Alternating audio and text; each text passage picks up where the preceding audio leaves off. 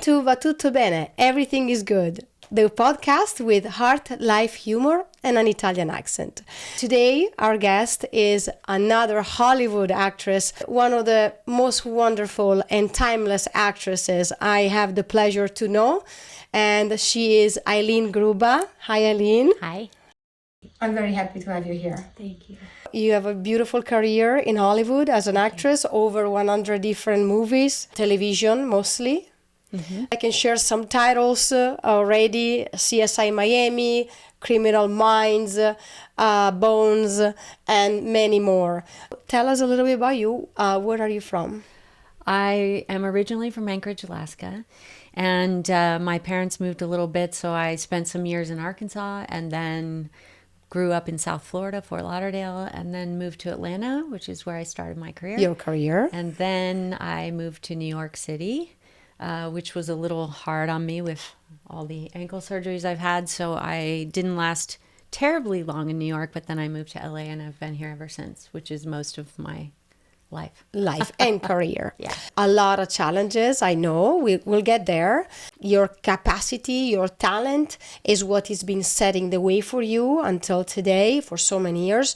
If I had a nickname for you, it would be Camera Ready. I think you are absolutely timeless, stunning, full of light and energy, and you're a real warrior. Thank you. If you had to share with us one of the most beautiful chapter as an actress in the TV industry that you bring with you, that he empowered you, that he made you a better actress, that he gave you so much fun on set, what would that be?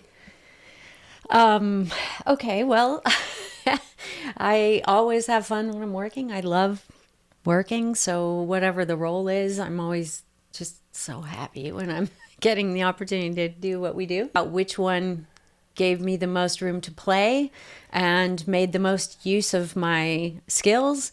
I would say it was NBC's Game of Silence, mm-hmm. which we shot in Atlanta. Mm-hmm. And the showrunner, David Hudgens, and their writing team were super creative with this character who goes back and forth in time from her early 30s mm-hmm. to late 50s mm-hmm. and goes from being a young raging trailer park alcoholic mom to a older, wiser alcoholic composing mom.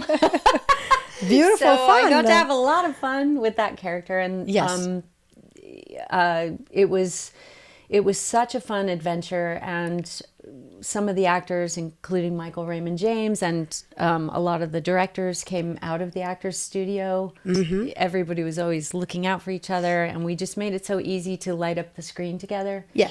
Following that was one of my greatest heartbreaks of this career, and that was that the show got canceled. No. And my character was set up to go into the second season with just so much fun and so much intrigue, and that is a real heartbreak. When that happens, it is a real heartbreak. I still look back on it with such gratitude that I had that character and that opportunity to play. And mm-hmm. even during the pandemic, when a lot of things went down, and I thought maybe I'm finally going to leave this business in this town. Yes. I wrote to the showrunner, David Hudgens, and I thanked him for giving me the most fun and the greatest role that I've had to date. So wonderful. Yeah. Wonderful. On Isn't the it? Screen.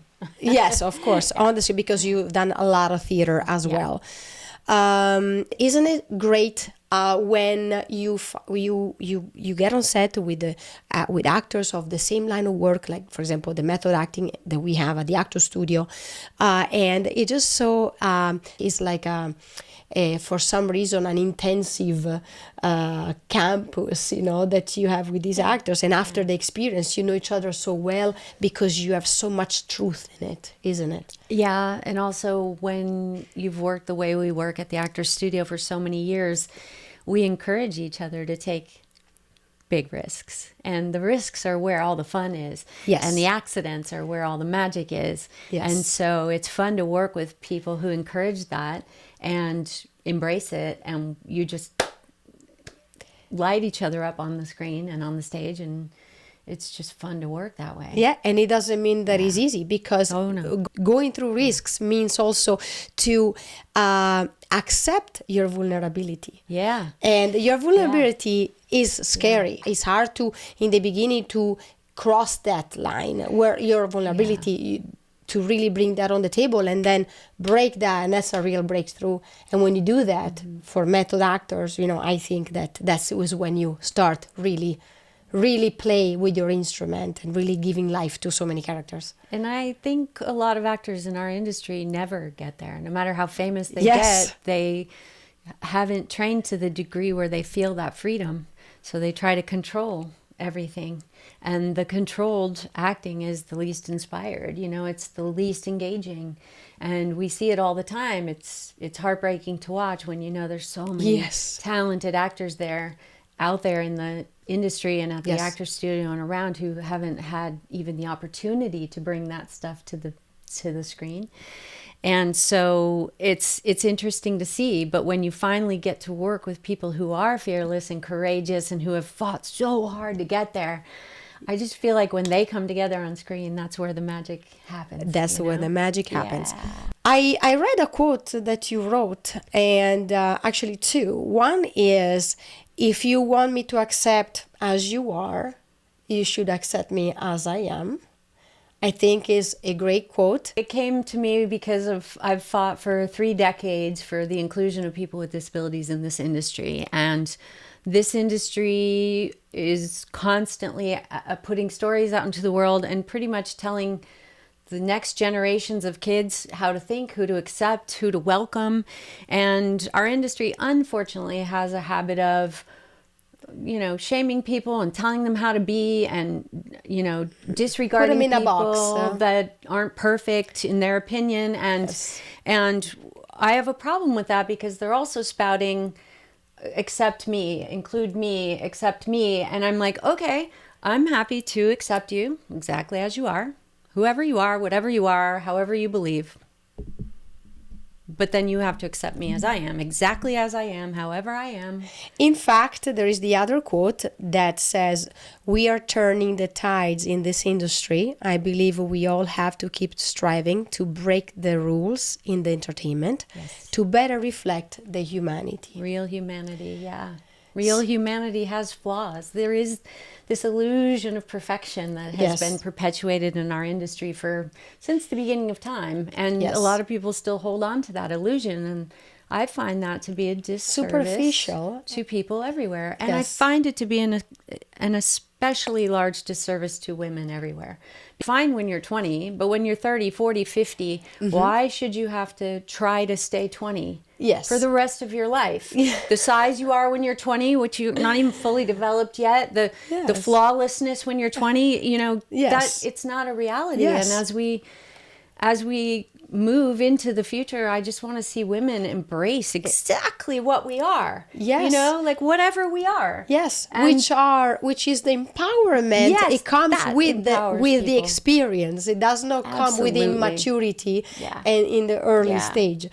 Yeah, and it's nice to be beautiful when you're young, but to feel like you don't measure up or that you can't stay that way forever and then be down on yourself, to me, that's just taking you down. And I feel like when we get to a place in this industry where we accept all differences, just focus on talent and skills and forget about the rest and elevate the people who've worked hard, who have the skills, and let them shine, however different they are.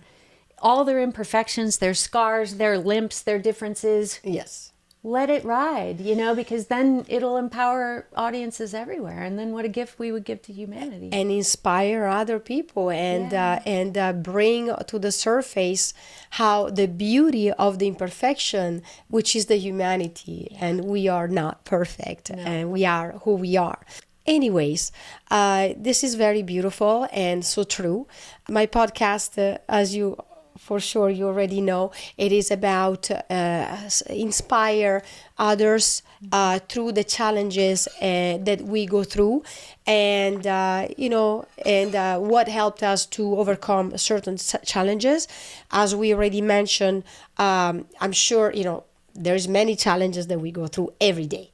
There are some of them that come with us throughout our life. I would like you to share this challenge that you've been you know, that is being your engine at the same time as your burden. And what has it been for you? What really happened? Okay, what really happened is that when I was 5 years old and we got vaccines for school, my immune system went nuts and I ended up nearly dying from the vaccines and paralyzed from the waist down. Do you know what vaccine that was? We had DPT and oral polio. And for a lot of years, they weren't sure if it was something from the polio vaccine or if my body had this Guillain-Barré syndrome, which is your immune system attacks.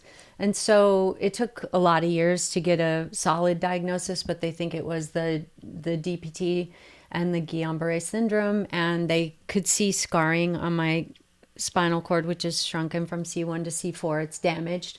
Yes. And they didn't think I'd live. And then they didn't think I'd ever walk again. They told my parents I would never walk again from the spinal cord damage. And as a child, I just couldn't wrap my head around that. But I also didn't like what I was seeing all around me. People changed. You know, the way they treated me changed like that. And suddenly I was the outcast, the reject, the one everybody picked on, the one everybody gave a hard time to. And I fought to get out of my wheelchair and back on my feet, which a lot of that I did on my own. Yes. And it was no small challenge, but I ended up getting to the point where I could stand, and then slowly I had a walker. Yes. I used to walk with one leg and drag the other. By the time I was in high school, I was a cheerleader. Look at me now. And then I jumping around on damaged limbs, and when I'd been growing in a wheelchair. So surgeries started in high school, and they didn't end until, well, a year after I saw you, a few months after I saw you in Italy, I had to have another major rebuild on my leg in 2016. It didn't work. It ended up making it worse. So then for 7 more months, I couldn't walk. And I ended up having another surgery. And then during that time, lost my health insurance, had to fight to get back to work to get the health insurance. And, you know, I've skipped a few things along the way, but all the treatments in my childhood gave me cancer in my early 30s. And so I'm going through all these surgeries. I'm handling cancer. I'm trying to walk, right? And then I'm dealing with an industry that doesn't like the way I move. You're definitely a survivor of already since the start of your life. That bring that within you. Now, yes, being in an industry that is like I said, like a train, and doesn't stop and look anyone really in that. So what exactly that means? Meaning, like, what do you mean they don't like the way you walk? Why? What is acting is not about the way you walk, right? And I've been saying that forever, that it's film and television is mostly your eyes and your soul. Exactly. And the skills you can bring to the table. It's interesting is that while the industry was rejecting me regularly, the Actors Studio welcomed me right in, where the best actors are training regularly. And I'm working with Academy Award winners and Emmy winners who are so lit up and excited by the fire and passion and all the life experience I have to bring to the characters and to the stage and the screen. Yes. But I would go into auditions, I'd get called in because of my headshots, and then when they would see the limp, which, I wore long skirts a long time just to make sure they didn't see it, because I knew if they saw it, I wasn't getting a job. And in those years, a lot of doors shut. They'd bring me in, I'd get callbacks, and then there'd be a discussion about my movement, and then I'd be out. And unfortunately, a lot of those offices wouldn't bring me back in again because women couldn't have a walking challenge. And I'm like, terrible. What? But it was my inability to understand that drove me into the advocacy work that I do. And so from my 20s, I was like, I don't understand this. I'm stronger than almost anyone I know. I've been through more than almost anyone I know. And you're trying to say that my ability to emote yes, exactly. is somehow not enough. And I'm like, I got news for you, And so it even took me, I wouldn't quit. I drove forward by creating my own projects, by Yes. playing on the stage, working on the stage. And, you know, I put in Yes. sometimes 60, 80 hours a week in rehearsals at the Actors Studio and Yes. doing play after play after play, working with great actors and pushing this industry into inclusion. And I had a great buddy named Danny Murphy who was a quadriplegic, and we used to go in and challenge the casting society and different offices Nice. and ask them about why they weren't including disability. And in What the was the early answer? years, it was brutal. I remember one time being told by somebody very important in this industry, they said, we don't bring in people with disabilities because they're not talented. And I said, oh, that's really? not possible. Not one? I remember sitting there going, not one, not even one person with a disability has any talent whatsoever. And I'm like, because I got into the Actors Studio fairly easily. And I have Academy Award winners and Emmy winners telling me I'm at the absolute top of the game. Exactly. But you think there's no skill. Why? Maybe because you've never given us an opportunity to chance. work. I didn't like the way that if you were with a certain agency and you had no skills or experience, you were treated with royalty because of the agency, you know, but if you were on your own fighting to get in, they somehow wanted to reject you. And I found that really unacceptable. And when I was in casting, if somebody fought hard enough to get to my table or my door, I was giving them a chance. You know, give them a chance and a safe place to play. Because even more than ever now, we need new faces. We need new voices. We need new people. People are bored with seeing the same actors on every single series, every movie over and over and over and over and over. I'm bored with it. You know, I know every move they're going to make. I know how the movie's going to go and who's going to live and who's going to die and who's the good guy and bad guy just from the way they're casting them.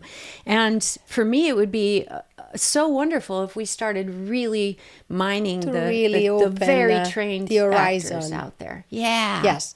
Would you say that this, yet you never quit? I never quit. And that's where you are today. I'm sure many other actors out there who have been in your position, they have quit. Now, as far as the heartbreaking challenge that through all these years you've been dealing with, would you say that somehow has impacted any positively either your career or you as a person? Yeah. Well, when you find a way to get through all of these things and you find yourself on network television shows, which is hard.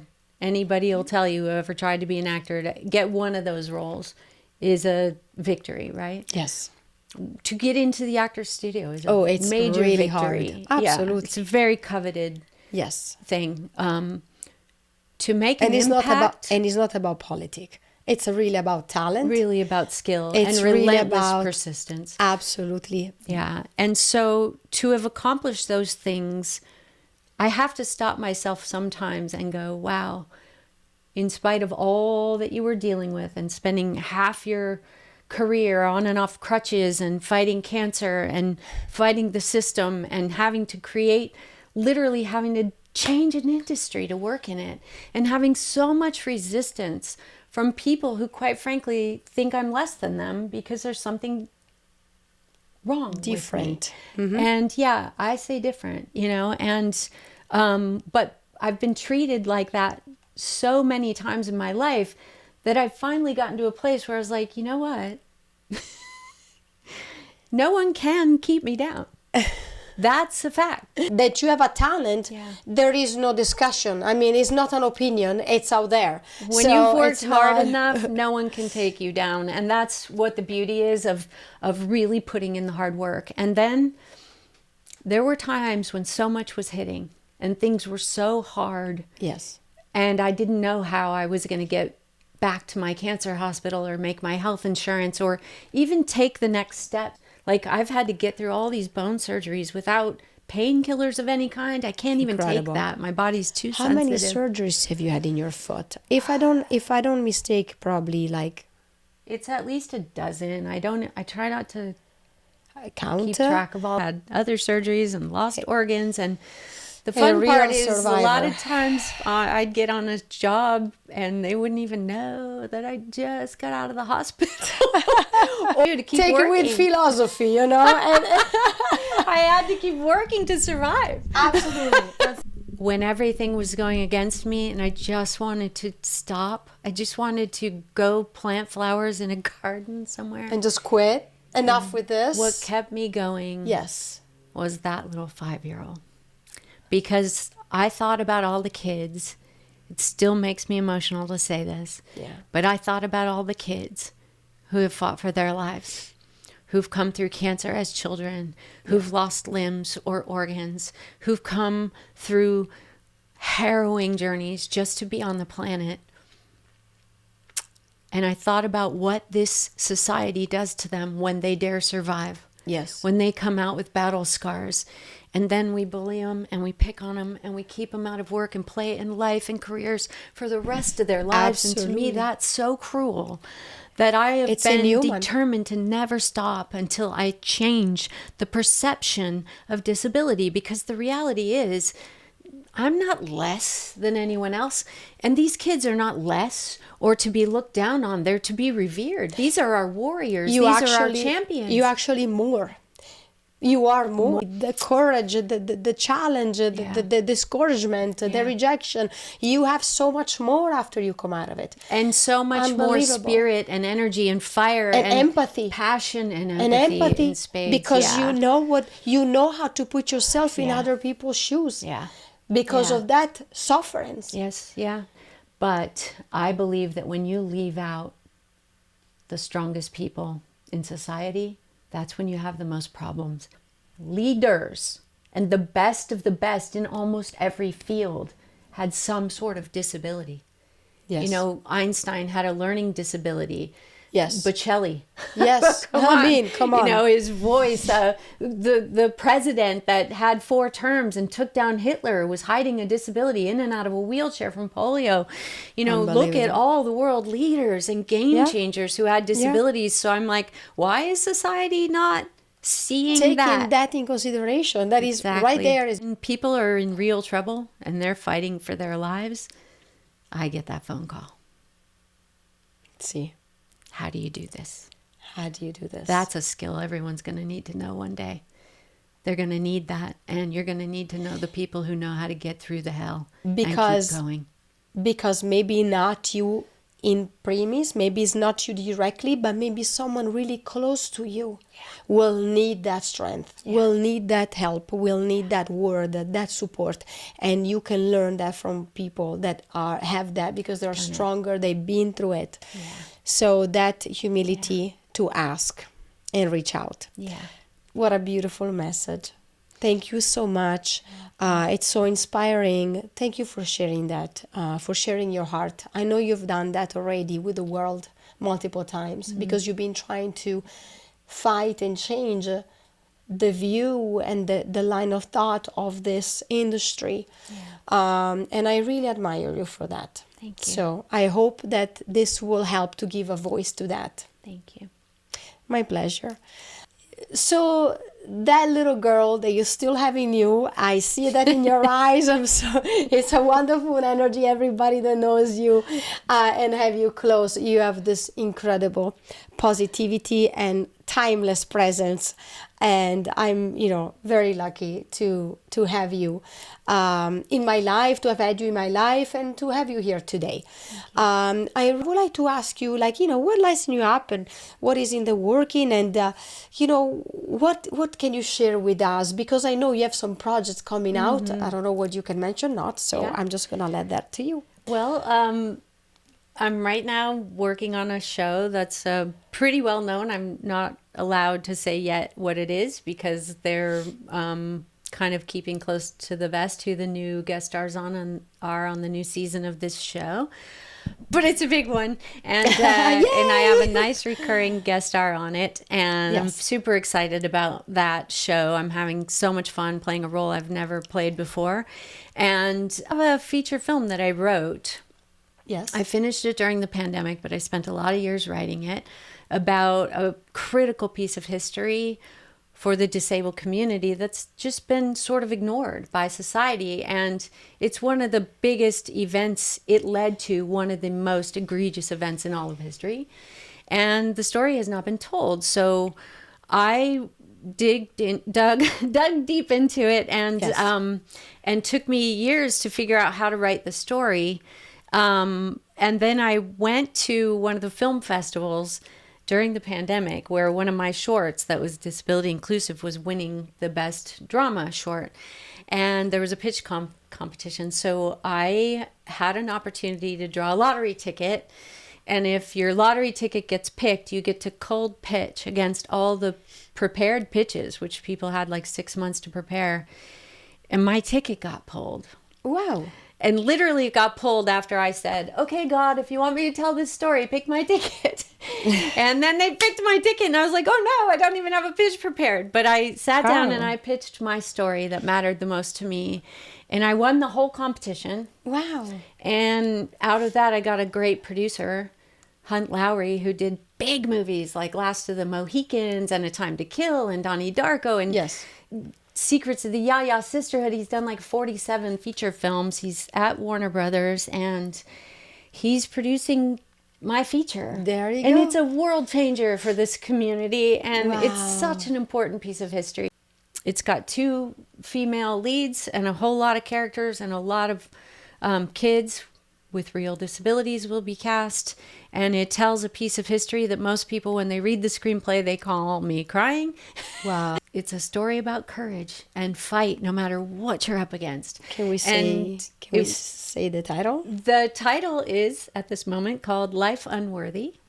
Beautiful. And if you do the hard work, you will be able to trust yourself in a way that no one else can shake you.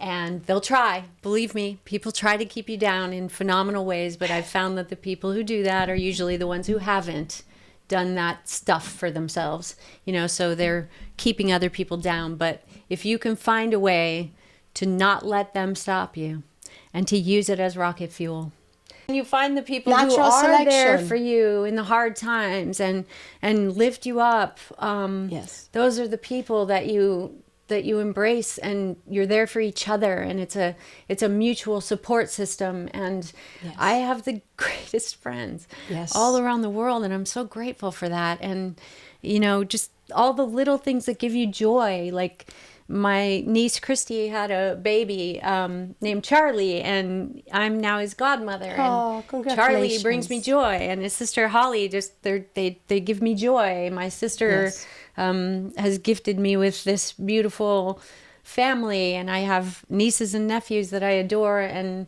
I have friends all over the world, and lifelong friends. And I've learned to keep the people who truly love me the closest, and people who make life harder for you, I do push them away, because I can't fight all of society at the same time that I'm trying to change an industry and trying to follow my dreams and trying to survive all the things I have to survive. You know, I still move in pain every day. I've got to get the strength to move through all that all the time. I don't have the energy for people who haven't done their own work in life.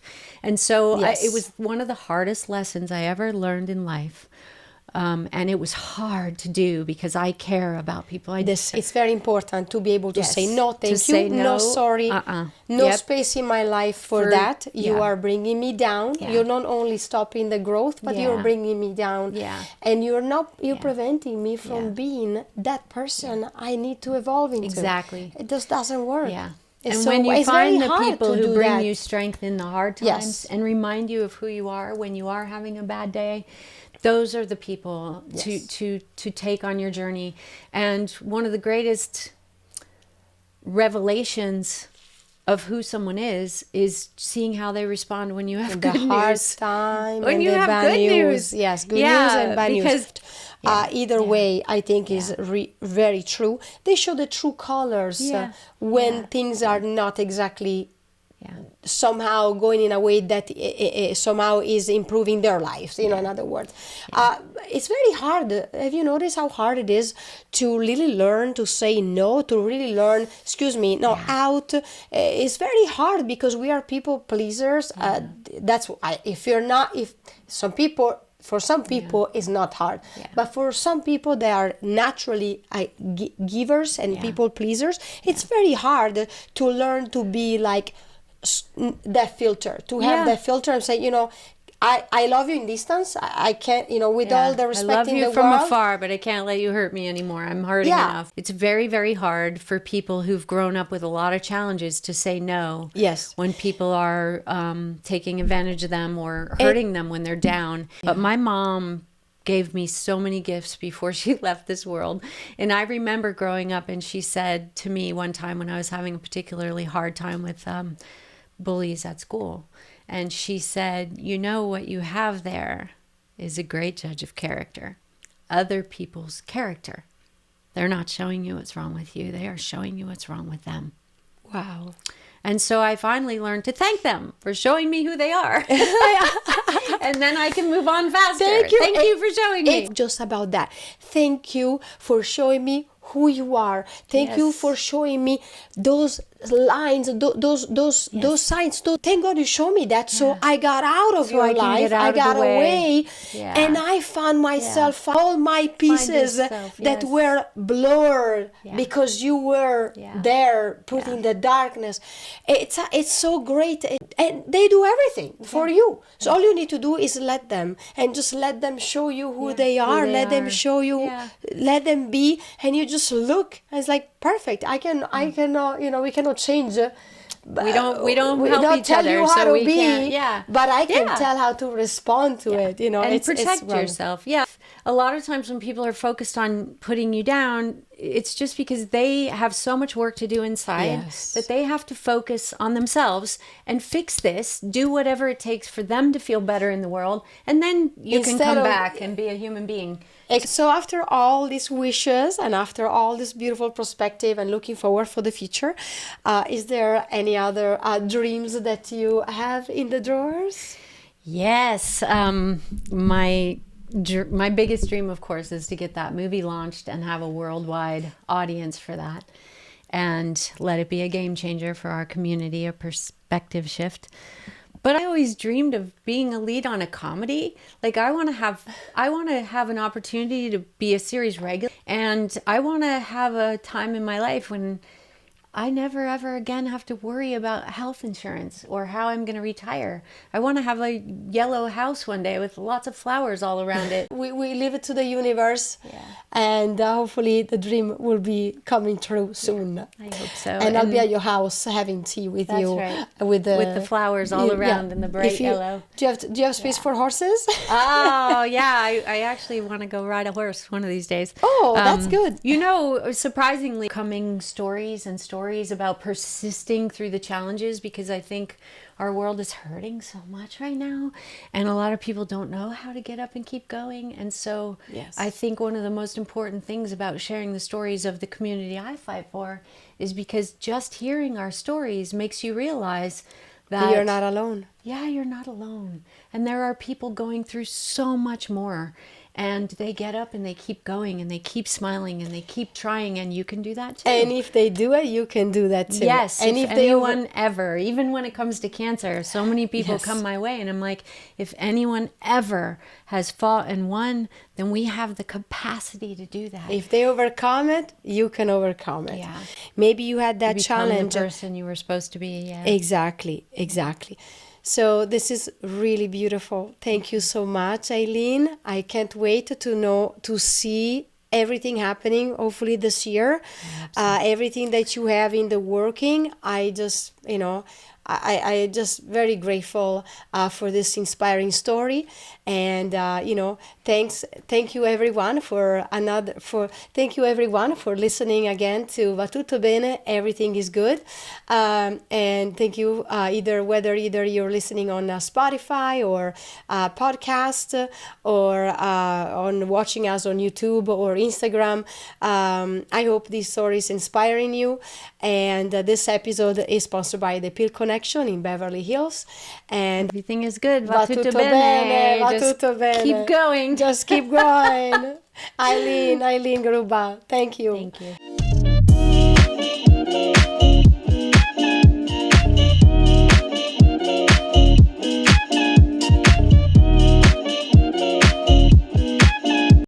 content provided in this podcast is for informational and educational purpose only. This is not a professional advice. I recommend seeking out professional guidance when making any decisions that could impact personal growth, health, and well-being.